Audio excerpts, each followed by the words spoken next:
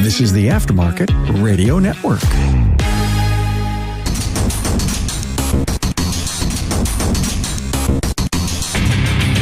Welcome, everyone, to yet another episode of Diagnosing the Aftermarket A to Z. I'm Matt Fanslow, and I'm going to take you back to the year 1939, when Charlie Chaplin and his Nazi regime enslaved Europe and tried to take over the world. But first, let's hear from our sponsor, NAPA Autotech Training. Check out our NAPA Autotech Facebook page to find out the latest NAPA Autotech virtual class scheduled at a time that is convenient for you. Learn from the comfort of your home. All right, I'm kidding. We're not going back to 1939. And just in case, Charlie Chaplin didn't lead the Nazi regime. So, well, let's not get into that. Anyways, what I do want to talk about is something I've been thinking a lot about lately. I don't really know why.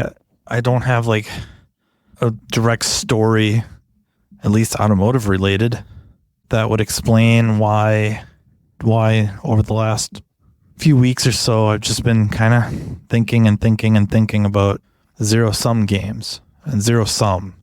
And I guess I've talked about it a little bit from time to time in different episodes and hinted at it, and one in particular, probably more than others. But zero-sum is just a fancy way of saying that there is an absolute single winner, and then everyone else or everything else loses. They're out.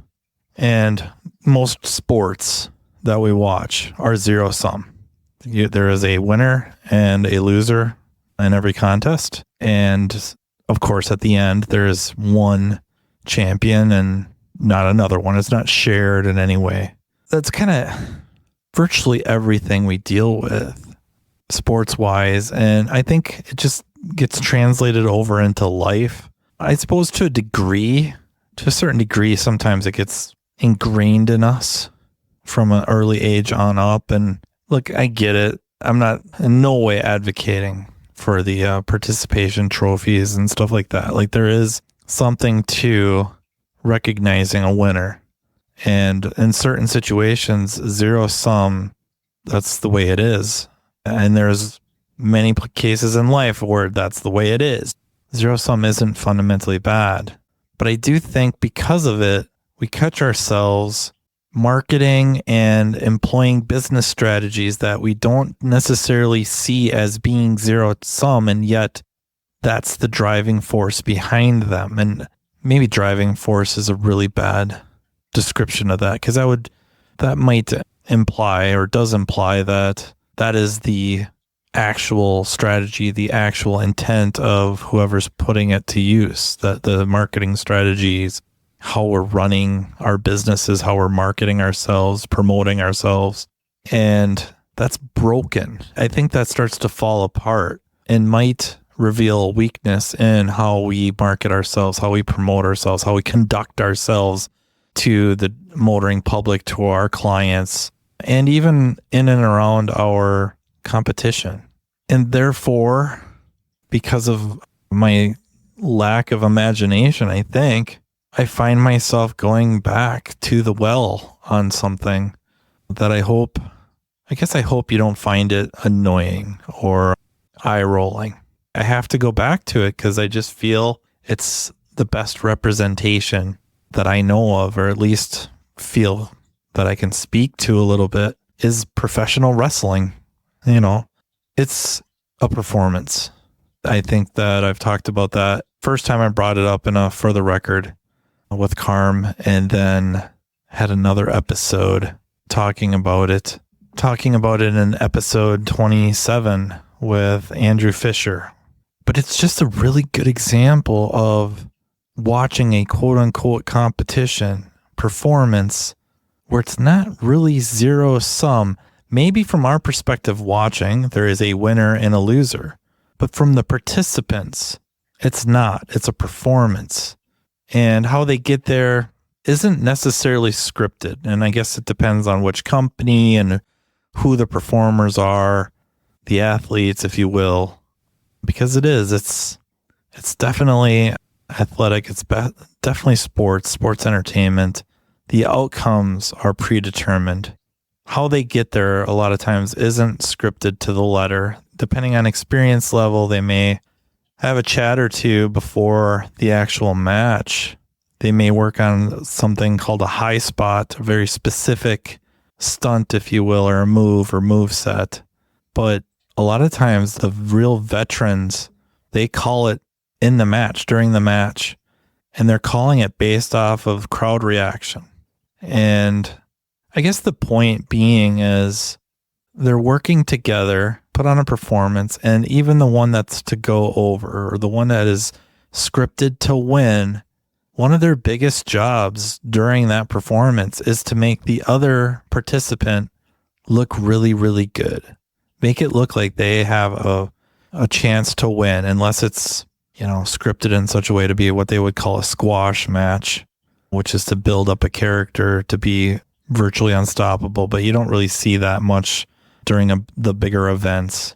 So it's not zero sum. And the reason I bring that up or reference it is because I'm thinking about a lot of people that enter that profession that they go to learn come from football or really amateur wrestling backgrounds or freestyle wrestling backgrounds, where it is all about them, right? They train on a team, but really every match is all about them. There's no team to fall back on. It's what they do. It's all about their preparation, their efforts, their skill, their will to win, all that stuff. And now they get into something where, instead of protecting yourself from being taken down, you're needing to let somebody take you down. And, oh, by the way, make it look extremely painful or, entertaining. That takes a major, major pivot. That takes a major course correction on one's mindset, that when you're going in there as a competitor, especially one-on-one, it's not really a team game, not the actual game. It's a lot of team leading up to it. But once you're on the mat, as a freestyle wrestler, as an amateur wrestler, it's not a team sport anymore. It's all about you and what you can do. You're executing a strategy or altering your strategy on the fly, where now you have to work with someone and you have to elevate them. You have to help them look really good. You have to help them make you look really good. And I feel like that just translates so well to our shops. NAPA Autotech training sessions are being conducted day and night in a town near you. This training caters to every level within your organization, be it a mechanical assistant, a mechanical specialist, a technology specialist, or a driver safety calibration specialist. Imagine a one-stop shop training partner in NAPA Autotech that will lead your team to a path to greatness. Autotech's entry-level Build-A-Tech classes convert the untapped potential of your new hires into money-making mechanical specialists. Autotech's higher-level tech update classes introduce specialists to the world of ever-changing technologies, which prevents your shop from getting technologically stagnant. Remember, if you're not moving forward, you're falling behind. And, turning to the front of the store, the Autotech Service Advisor class is an awesome way to hone your client advocate skill set, ultimately benefiting the customer through an improved vehicle repair experience. But it doesn't stop there. Imagine an electric vehicle class that takes your specialist well past the mundane, yet necessary safety topics. Well, it's here. Autotech's EV Ready training is a week-long curriculum that takes participants through a hands-on experience involving hybrids and electric vehicles. The session kicks off with the use of PPE and proper tooling while touching on required OSHA regulations. Then, the students dive into the lab vehicles to gain knowledge of the common high-voltage components on EV and hybrid vehicles and their function. Attendees will be taken on a path exposing them to different electric vehicle manufacturers to compare component form and location. Additionally, information about Level 1 and Level 2 charging systems will be included, along with a quick look at DC to DC charging. The operation and maintenance of subsystems are explored, including the different modes of Tesla operations, and so much more. So what are you waiting for? Commit to taking your business to the next level with NAPA Autotech training. Our shops can't service everybody. I don't think we would want to. I don't think you'd want to have every customer in town, that there is no one else that they go to unless your town is, wow, I guess depending on how big the shop is, I guess. So it's hard to throw out numbers there, but you have just the right amount of cars in town to keep your shop busy and profitable. Maybe then that works. But the vast majority of us, not only do we not have the capacity, we wouldn't want to. There is certain clients we do not want at our shops, whatever that means. It's different for different shops and shop strategies. But I think therein lies where not so much a performance. I think we need to perform. I think we should believe in it. But our marketing strategy should shift a little bit. The way we talk to our clients or just people in general about auto repair, instead of this zero-sum type of idea in the back of our heads, that it's a little bit different. It's now about putting ourselves over, as well as kind of bringing our competition along with us, making them look good too.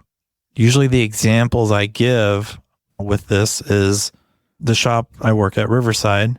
I'm doing radio ads. They're roughly 2 minutes. Luckily, I'm given a lot of leeway with that. So some of those spots go a little bit longer, but it comes off as a Q&A type of the thing where every episode, if you will, every ad, 2-minute ad, I'm answering a question about cars specifically or the auto repair process. And I try to talk about a lot of different things where not even just how this system works, but also a scenario where somebody is disgruntled, and not necessarily with Riverside, but any shop. And I talk about how lucky I feel the people are in our town, that they have many shops to choose from that are all fundamentally honest. That it's a bad business strategy to be dishonest, especially in a small town. How long could that last? Think about that. As a consumer, do you think they really lied to you? Do you think they really intentionally were trying to pull the wool over your eyes? Do you think they intentionally are trying to screw you over? That can't last. It's just a bad long-term business strategy, and therefore it just doesn't seem that plausible. What are the chances it was more a misunderstanding, or what if they just made an honest mistake? And then, following up with standing behind the work. And the feedback has been extremely good. That, I guess, breath of fresh air has been used a few times by different clients that have stopped in. Some of them are regular clients of ours. Some of them heard the radio ads. And after a few of them decided that they were going to try us out, and that it's different. It's acceptable when most ads are, we're awesome, we're the best bang for your buck, most valuable, provide the most value, the cheapest, etc. That's what you're used to hearing. And now I just listen to somebody who's paying for airtime to not throw the competition under the bus, to lift them up, to, in some cases, help build confidence in a shop that they're already going to that isn't Riverside. I guess maybe I just stole the idea from Miracle on 34th Street. I don't know. But it just doesn't make sense to me to run everybody down, which is, if you go back to that, it's a For the Record episode 50 or FTR 050, where I talk about Ric Flair and his strategy, and that it didn't make sense to run the competition down. And so maybe this is a little bit of regurgitation, but I think back then I was focused a lot on just Ric Flair and his strategy. This is also bringing in the idea of the zero sum, and that you should be really just thinking about it and looking at how you're thinking about your shop, whether you're in management, the owner, service advisor, technician, mechanical specialist, technical specialist, whatever your position is. How are you viewing your shop? How are you viewing the other shops? And how do you conduct yourself? And thinking about that zero-sum idea that really does dominate our landscape, not just in auto repair, but just if you're into sports, that's what you see. And any sorts of competition, there's a clear winner and then there's a loser and that's it. And in many of those cases, that's what it is. That's the way it needs to be. That's the way it should be, but not necessarily for competition and business, especially when we're trying to increase the value of what we do. And not at virtually every level, be it the work we're turning out in our shop, be it the entire repair market. And that includes the dealerships, independent shops, franchise shops, everybody. Can we raise the value, specifically the perceived value, right? Raising the actual value is a whole different animal and much easier for us to control in our shops. And then promoting training to our competition, which seems odd, right? I think we hear about it a little bit here and there, but how many of us are calling up colleagues at other repair shops saying, hey, did you see this class? Did you see this online class is going to be put on?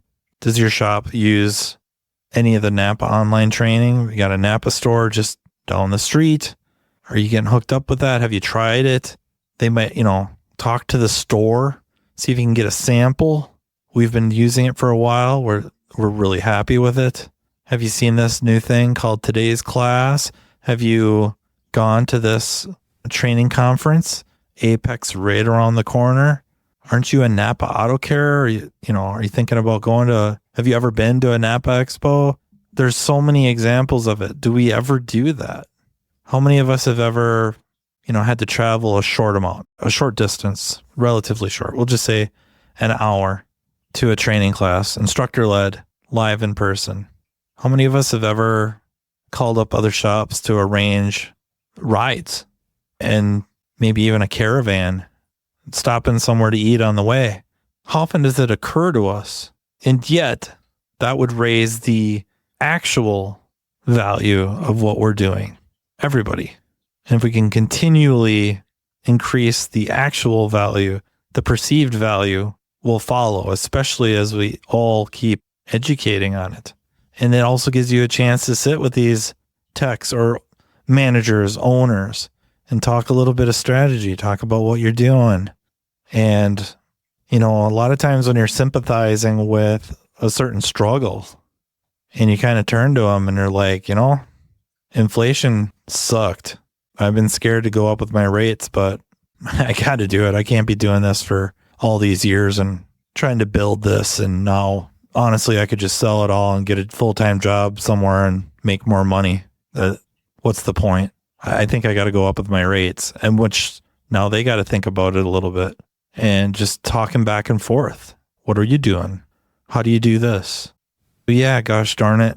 Yet another episode where professional wrestling is rearing its head, but it makes sense that the whole strategy, if you will, where they years and years and years ago started out actually fighting and legitimate injuries, and then figuring out like, hey, this is how we're feeding our families. Nobody should have to go out there and get hurt, not be able to provide. So let's make it a bit of a work. Let's try to make it look like it hurts. Or maybe it does hurt, but nobody's getting injured. At least not catastrophically. They can keep going. They can keep fighting, quote unquote, fighting once a week or however many times it ends up being when they're traveling around. And that's the dawn of what we would call professional wrestling. And then really vaulted with flair and traveling around as the champion and working very, very hard to make that region's or territory's champion look really, really good, and cheating if he has to win, because now he didn't win because he is so much better. He won because he cheated, bent the rules, broke the rules. Can we take some of that? Can we take away the zero-sum portion and apply that to our day-to-days? And of course, we're going to work with our colleagues in the shop, try to make everybody look good, or we should. I guess I can't even imagine a work environment where everyone's really in it 100% for themselves, that just seems catastrophic. If you guys know about a shop like that, you don't need to throw them under the bus, but I would love to hear about stories about that. I guess I can see how certain compensation packages or strategies could spur a certain level of competition that could become toxic. So now that's just under the roof, creating a zero-sum type situation. I hope you understand where I'm going with that we all of us could learn to pivot a little bit, that we can learn to course correct a little bit and consider some of our strategies, and the element of which may be zero-sum in nature, unwittingly even, and just stepping back and going, you know what, I could tweak this a little bit, or having a meeting with everyone and saying, you know what, the days of dogging on the competition are over. That doesn't work. Long-term bad marketing plan. Here's the new plan. Here's the new strategy. Here's why. May be abused, but nonetheless true. Rising tide lifts all boats. Let's help raise the tide. So yeah, just slight course corrections, especially long-term, can end up with big differences. And in this case, I think the differences are big for all of us, but especially our businesses, that all around it just becomes good. It just becomes fundamentally good and positive. It gets really, really hard when you're out there marketing, be it like the radio ads are probably the easiest way to promote that type of kind of a rising tide type, speaking positively of the profession and everyone in it. When that's out there, people know that, and you've developed a history of it. And then even outside of the ads, just face to face, that it gets really difficult for the competition to talk much crap about you, because somebody that knows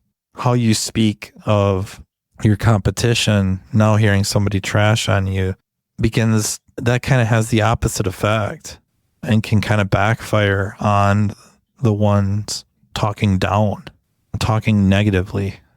Thank you all for the consistent emails. Thank you for the continued concerns about my dad and Danielle. I really have only positive things to say. I think my dad has gotten kind of the thumbs up to return to whatever activities he wants to. I'm sure I can hear the chainsaw running right now. And yeah, Danielle, if she's not 100%, she's close. But yeah, I really do appreciate that. It is very, very humbling. And yeah, if you have any comments about the episodes or ideas for new episodes, want to be on the podcast, please don't hesitate to reach out to me. I'm pretty easy to find on social media. Just ask the hackers. You can also email me at mattfonslowpodcast@gmail.com. And until next time, take care. You've been listening to Matt Fanslow, Diagnosing the Aftermarket A to Z on the Aftermarket Radio Network. Follow Matt on your favorite listening app. He's very interested in what you have to say. Let him know what you'd like him to cover and come on the show. Matt is all for advancing the aftermarket. Find Matt Fanslow on social media and connect, or on aftermarketradionetwork.com.